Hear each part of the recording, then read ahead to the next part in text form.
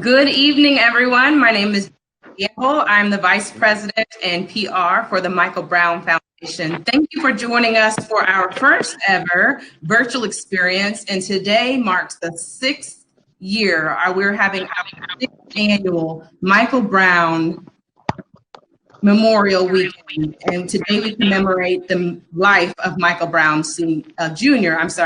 And so today we have a power-packed evening put together today. We have Black celebrities and chosen fathers from all across the nation. We thank you for joining us today, and make sure that you start by liking us on social media. Go to Facebook, Twitter, and Instagram, and check out all of our social media on the side. And make sure that you remember that justice for Mike Brown means supporting the legacy that his father, Michael Brown Sr., is building through our foundation, Michael Brown Foundation, Chosen for Change. Visit our website at www.michaelbrownfoundation.org. And we want to thank all of our celebrity guests, influencers, and faith partners that have joined us for this evening, as well as our chosen fathers that have joined us this evening for this commemorative day and heavy day to celebrate the life of Mike Brown Jr. So I don't want to take any more time, and I want to jump right in by introducing our first panel. Tonight, we're going to talk about 4 topics. First is police brutality, and I want to introduce Mrs. Porsha Williams, and she is an American television personality, co-host of Dish Nation. She's a mommy, wife, actress, and activist. So please welcome, coming to the stage, and many more, she's going to introduce for you, Mrs. Porsha Williams.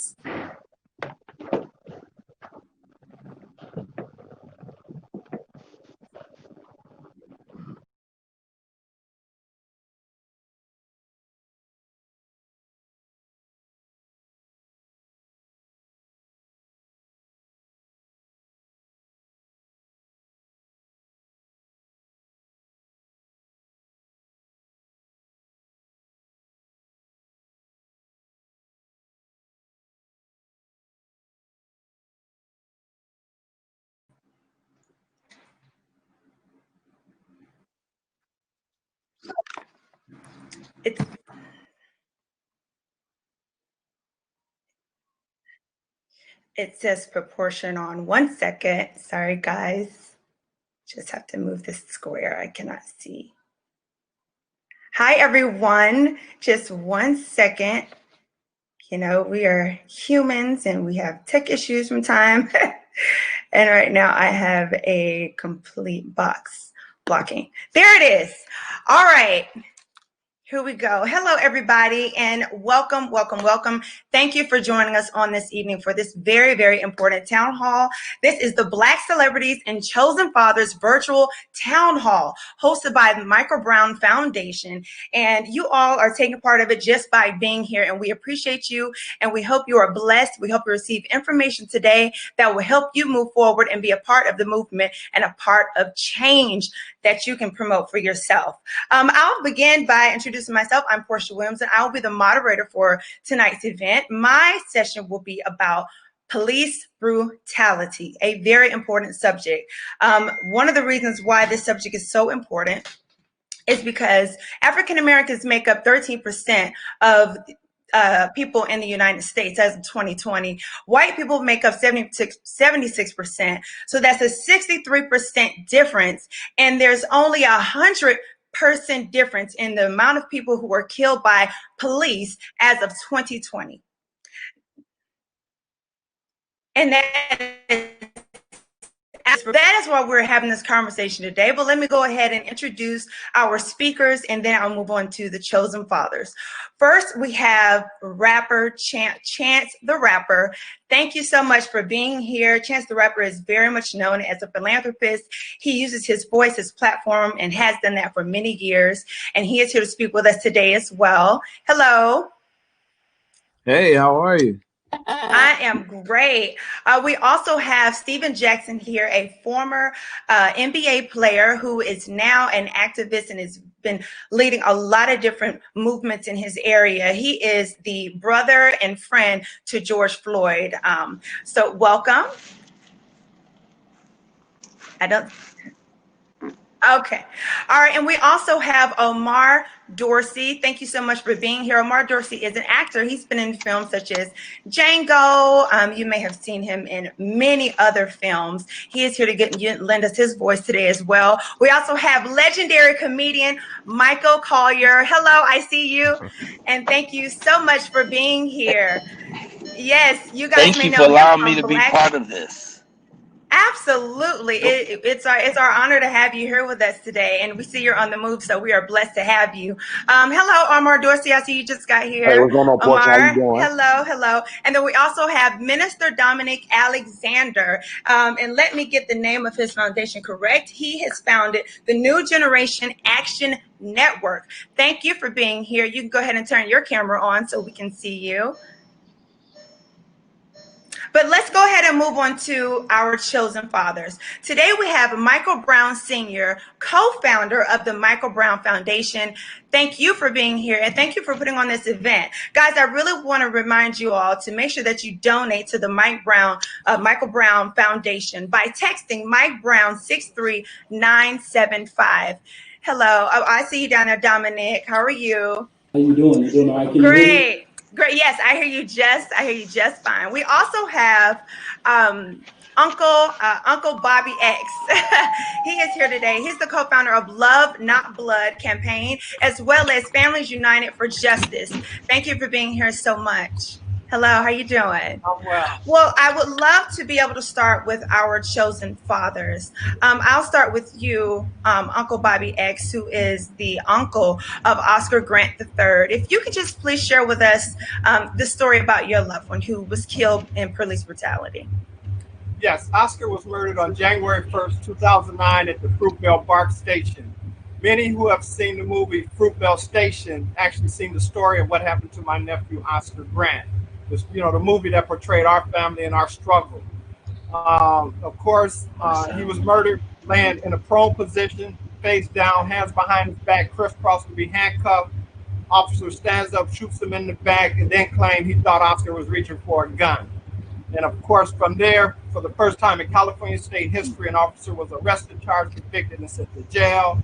All glory and praises go to the community for embracing us as a family, standing with us, crying with us, being with us, and most importantly, saying that I am Oscar Grant. And it was because of that cry that the community cried and participated in and getting the justice, we were able to get that officer arrested. Now, we don't call it a victory, but we do call it historical, because since Oscar's murder, over 1,300 in the state of California has been murdered here in the state. I don't have sound anymore.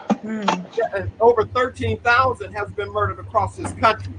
But yes, Oscar, my nephew, my baby sister's son, my very first nephew, as you know, the movie Fruitvale Station, Brian Kruger produced. Michael B. Jordan played Oscar, Melody Diaz, his fiancée, Yes. in the movie.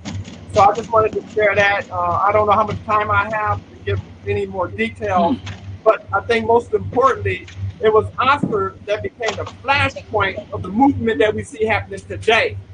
Elisa Garza and Patrice Colyar was a part of the Oscar Grant movement for justice. Elisa lived 3 blocks from Fruitvale Station where Oscar was murdered at, so she was really impacted by the pain of that murder. And prior to Trayvon being murdered, over 3,000 more folks had been killed by the police. Inflicted that much more pain that we had to do something about creating a movement that was really birthed out of the murder of Oscar Grant. Today we know that Black Lives Matter. Yes. Thank you so much. Thank you for that. And yes, we do remember, and yes, we do say his name. We'll keep him in remembrance as well. I see now we have Michael Brown Sr. has joined us. Thank you so much for being here. Thank you for being the founder of this foundation who has put this event on for us tonight. Can you speak to us a little bit about your son, Michael Brown?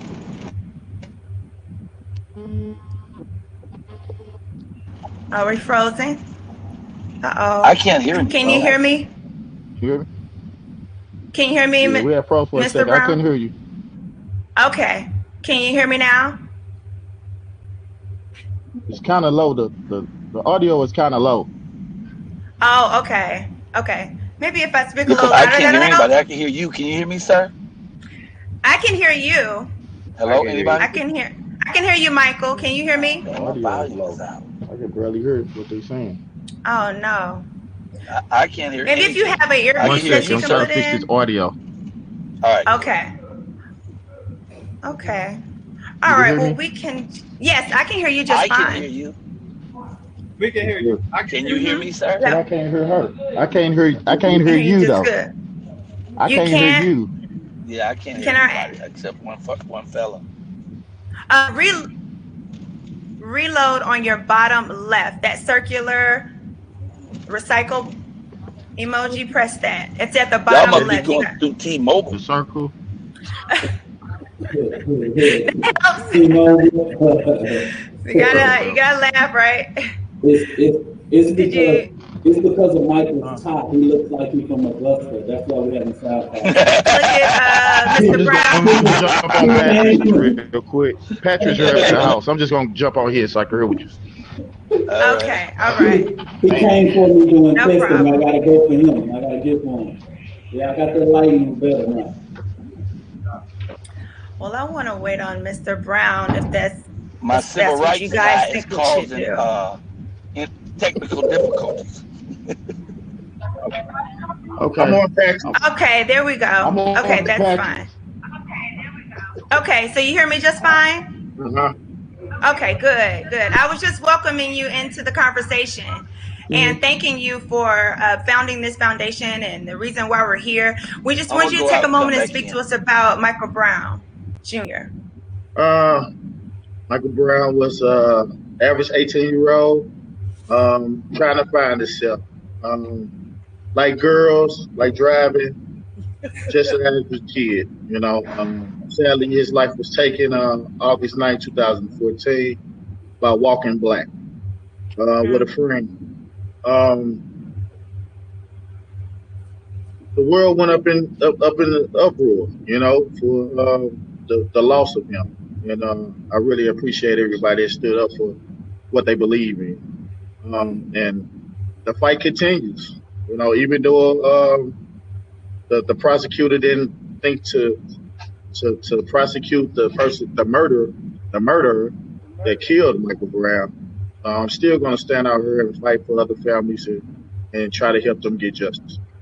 So actually, that was one of the first things I wanted to talk about, the fact that attorney Wesley Bell was doing a secret 5-month investigation. And then at the end of it, he decided not to press any charges. How do you feel about that?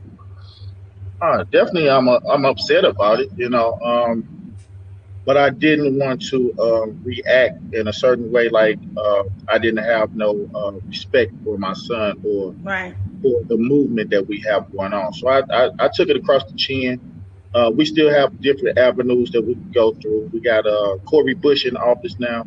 We got different people that set in office that we can still get this going, make it an ongoing case. Yeah, exactly. It's just time to apply more pressure. And that's exactly what we're going to do. And, you know, here's the reason why we're talking about police brutality. These policemen have, you know, immunity around them. They have the system is set up to protect them in a certain way. And they have, they're funded to be able to be militarized and et cetera. I want to know how you all feel about defunding the police. It's definitely been talked about. There have been different protests where different people are shouting it. There are different people who have different meanings for defunding the police. So I would like to know what you think about defunding the police.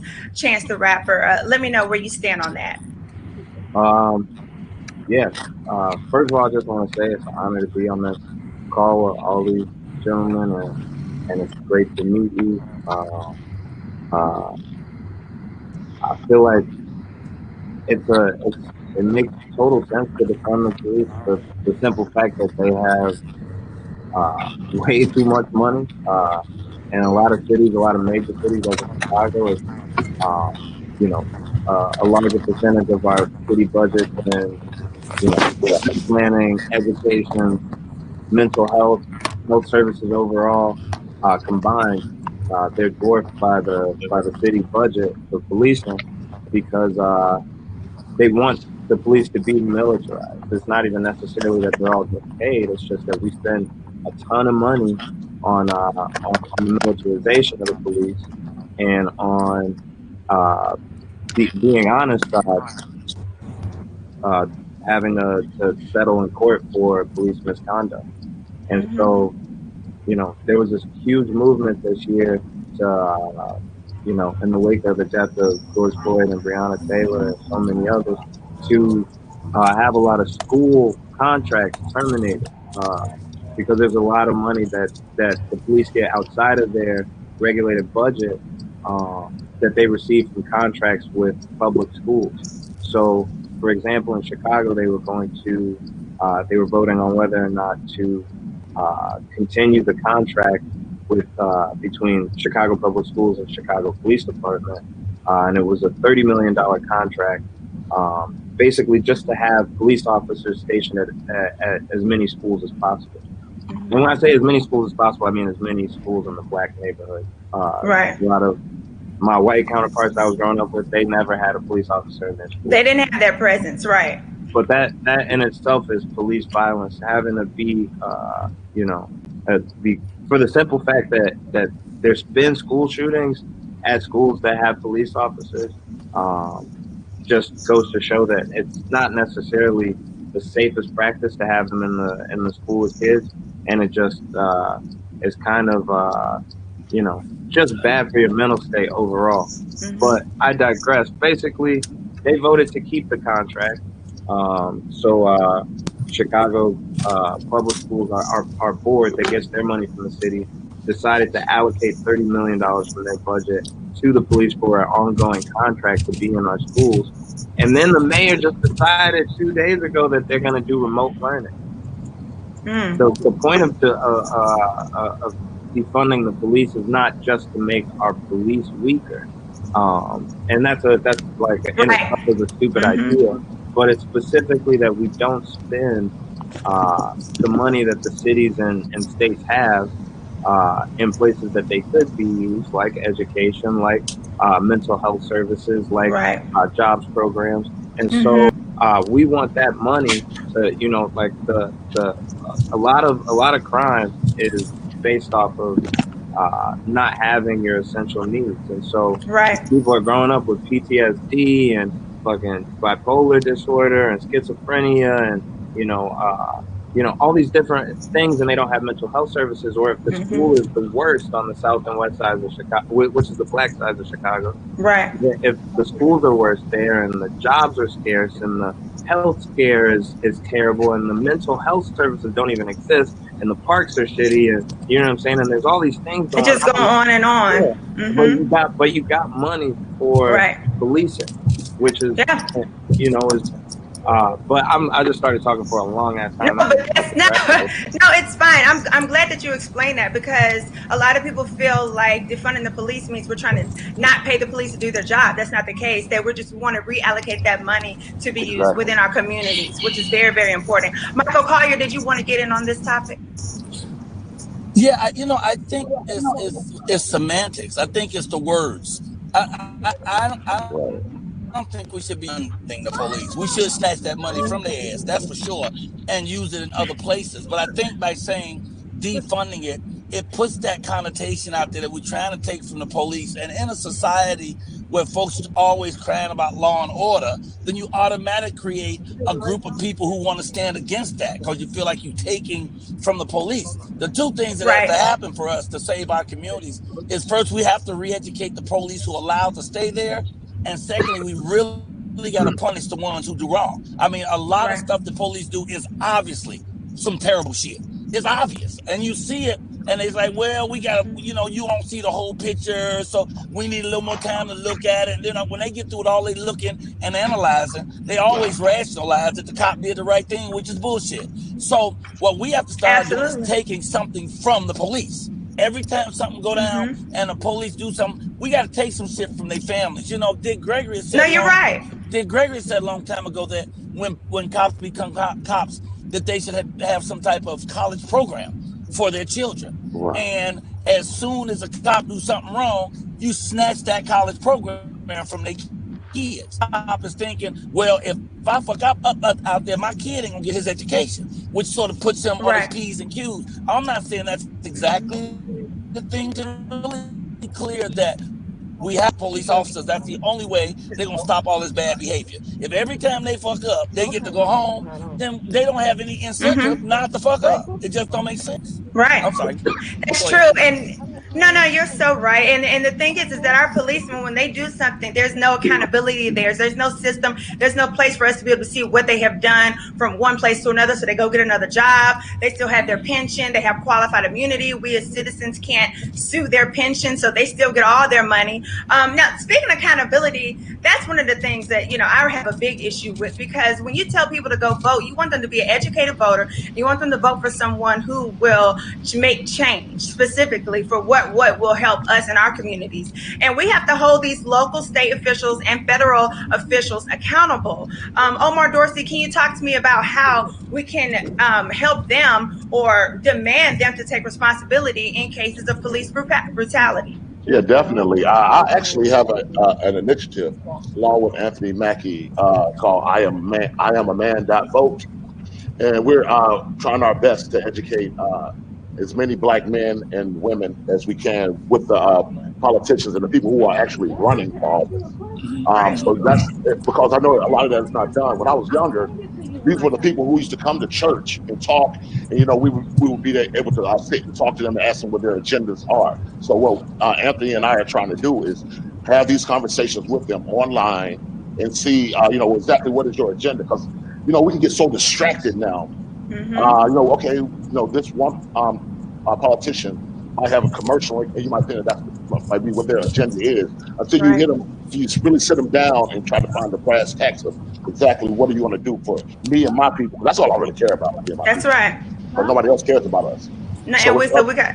So it's up to us to take care of ourselves. We have to be the ones, especially everybody who's on this panel right now. I want to be a person who's going to give out the information to my people while I do have a larger platform right now.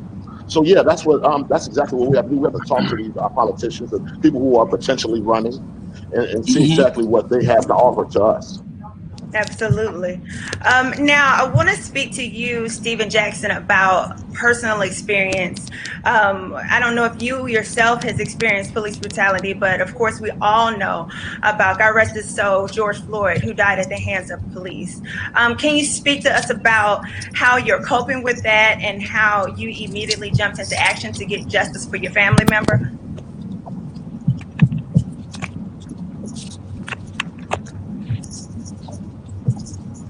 Oh, I don't think we have sound. Click your microphone, Stephen.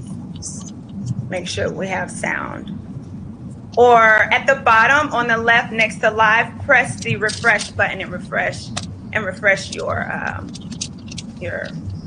page. Until he gets sound, we only have a little bit more time. Minister Dominique, can you tell me about any your personal experience with systematic racism or with police brutality? We as Black folks, in one way or another, we've all been touched by this type of, suffered by this type of oppression. Can you hear me? Well? Yes, I hear you just fine. Hello, y'all. I'm Minister Dominique Alexander, President and founder of the Next Generation Action Network. I want to first off by saying thank you to Michael Brown Sr. and Cal and all of the team that Chosen to Change for what they do every year. I'm saddened by the fact that I got a great tradition and be here in Dallas.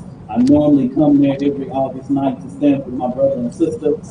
So shout out to that. Also, I think that we have to come to a real critical part in America.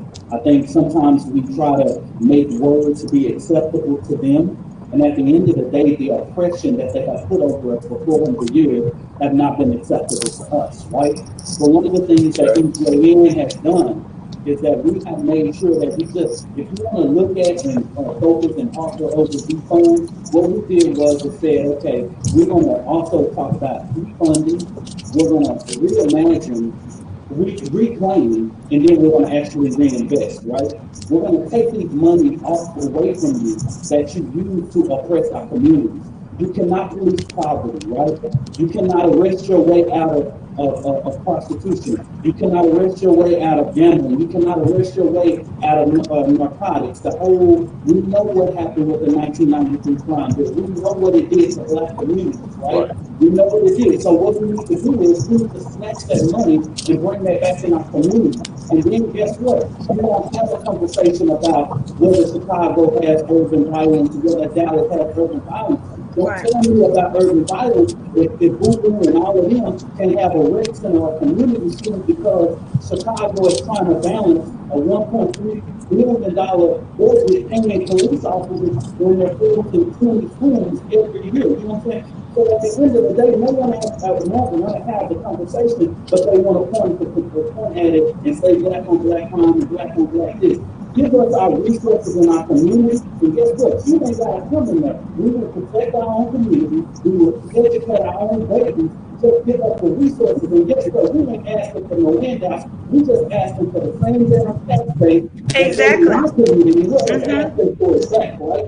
Exactly. So you have to reinvest. So I tell people all the time, don't let them have you fighting on deep home. Damn that. If you got a problem with that deep home, guess what? I got a problem with you being on my neck. You know what I'm saying? So at the end of the day, I think that even from 6 years later, not having justice for Mike Brown, and I think that if we didn't have an 8-minute video of George Floyd, what would we do for now? But still, we're still sitting behind me right here. I make sure I deliberately put it up, but we're still sitting in America where Breonna Taylor's killer is not arrested, right? And at the end of the day, we need justice. So we do, because at some point it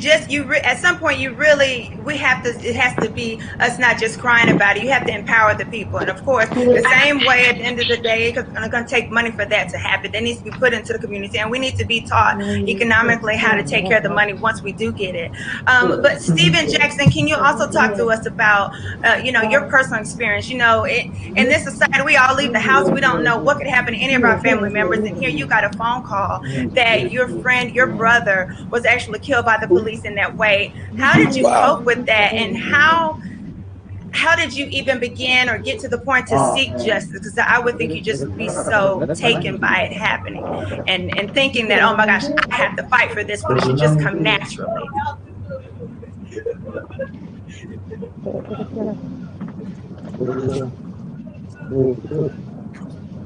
Brother Steven, you speaking?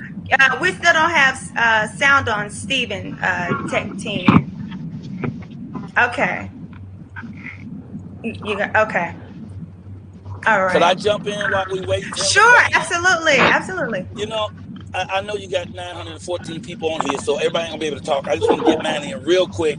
I think that one of the things that Omar hit on, which I think is really important, is that we remember that it's on us to take care of us. Because if something happened to Muffy or Amber, there's gonna be an alert. But if it happened to Shaquita and them, we on our own. So we really got to do it ourselves. I have a thing I've been trying to do in Chicago for like 3 years, where I'm putting together a music video that's a short film. But the money from that is to try to build a musical organization with.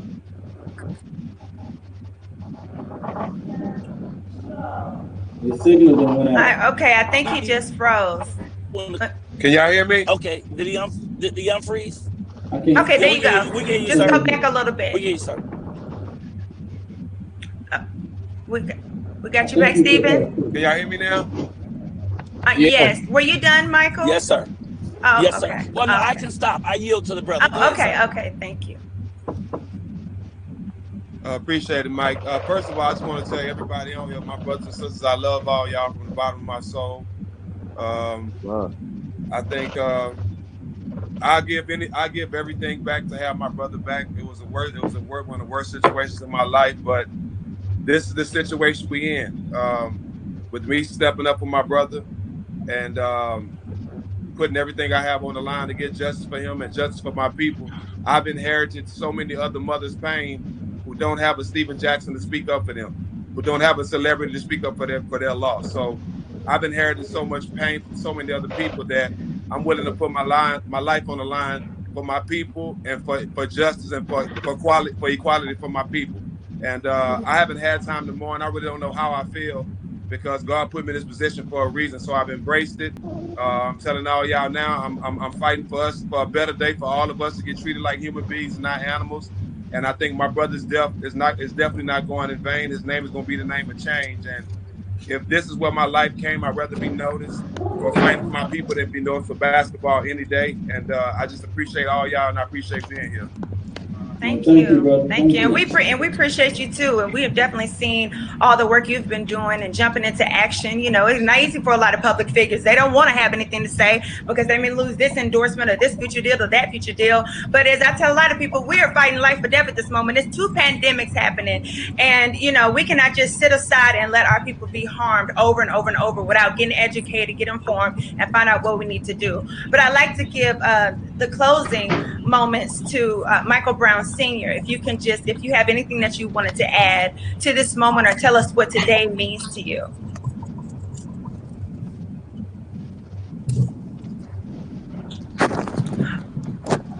Oh, okay, no problem.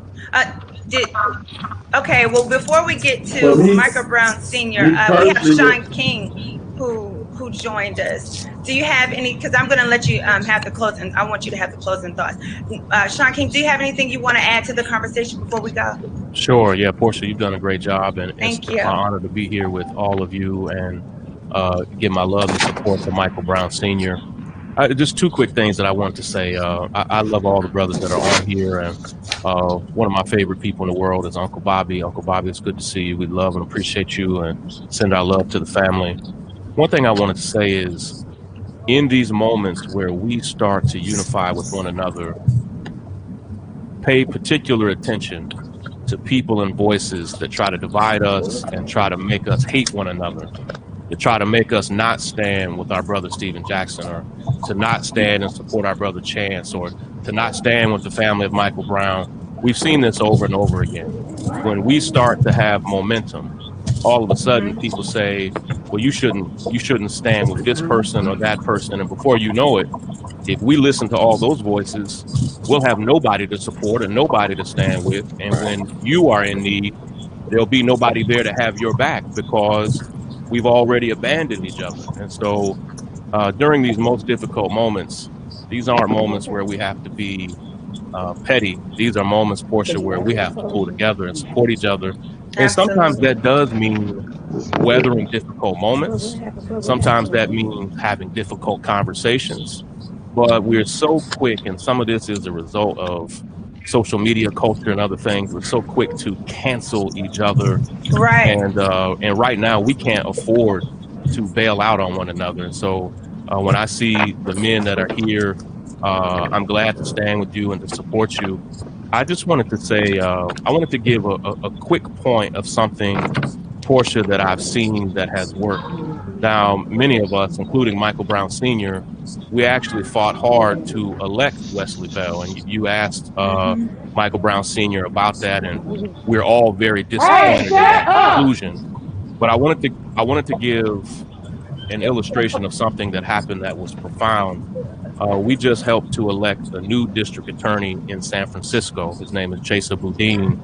And Chesa said something that I want to confess I didn't think was possible. When Chesa was running for office, and I came out there with Uncle Bobby and others when Chesa was running, when he was running for office in San Francisco, he said he was going to cut the jail population by 50%. And when he said that, I thought it would take him at least 4 years or maybe even 2 terms to do it. Chesa has been in office for 7 months and has already cut the jail population in San Francisco by nearly 60% in less than 7 months. Now, it shows the profound impact. Now, it has taken courage. Chesa literally has to have security. Just like our sister Kim Gardner in St. Louis as well, who also has to have security at her home around the clock as she tries to do this differently. But if you elect somebody to that position of district attorney or county prosecutor, and they go in there with courage, and if they go in there knowing that they are accountable to us, it's people like Uncle Bobby that helped elect Chesa in San Francisco. It was the support of the people. So guess who he now feels responsible to? He feels responsible to the people. And so what I thought it was going to take What I thought it was going to take Chaser 2 terms to do, he's done in 7 months. And nobody in the country has cut their jail population by more. In effect, he is defunding the police right there. In fact, he listed nearly 200 different policy violations and other things that he would no longer charge people with, telling police, listen, if you charge people with this, or this, you could take them to jail, but we're not going to follow through with it, so you might as well stop arresting them for it. We're not going to process the charges, just stop it right away.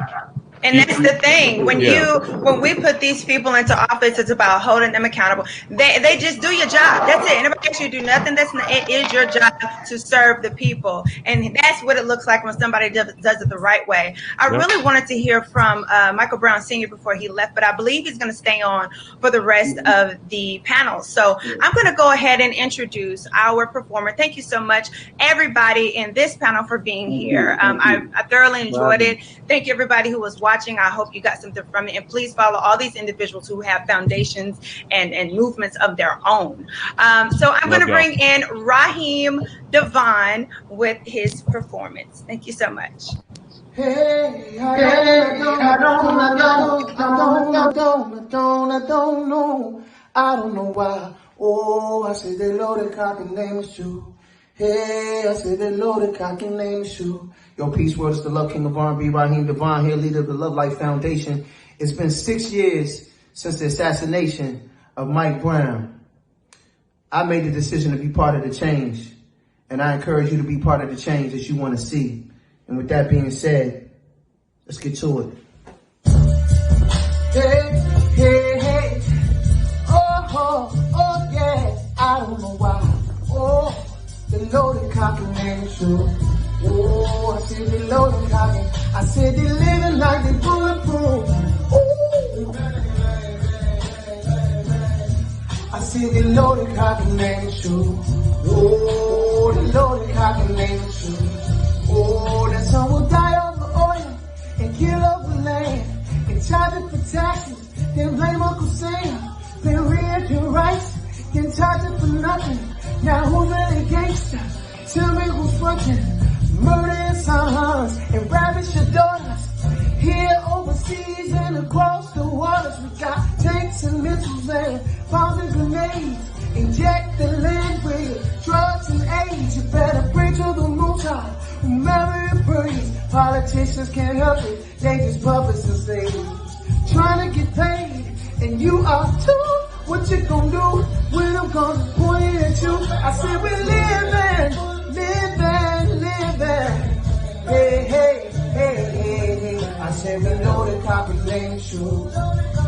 Oh, we gon' die living. Hey, I said we loaded. Oh, I said we loaded copy name true. Hey, world, get you a paper and turn on the news and ride through the hood. I witnessed the blues. How can you ignore it? It's easy to spot it. A trap house, a liquor store, and your city got it. And my city got it. And their city got it.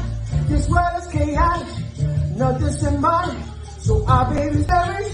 And your babies perish. Now tell me who's careless. I tell you who's careless. Now who should I pray to? What should I pray for? You can't pray no preacher for your redemption. I know where we're headed. I'm already ready to go what I'm saying. Like how was it in the end? We just live and we bang, bang, bang, bang, bang, bang, bang, bang. We load the cock and lane shoes. Oh yeah, we just live it, bang. Hey, hey, hey, hey, bang, bang, bang, bang. Oh. We loaded cock and name shoes. We gotta stop living. We eat. Bang, bang, bang, bang, bang, bang. The loaded cock and name shoes. Oh, we just living.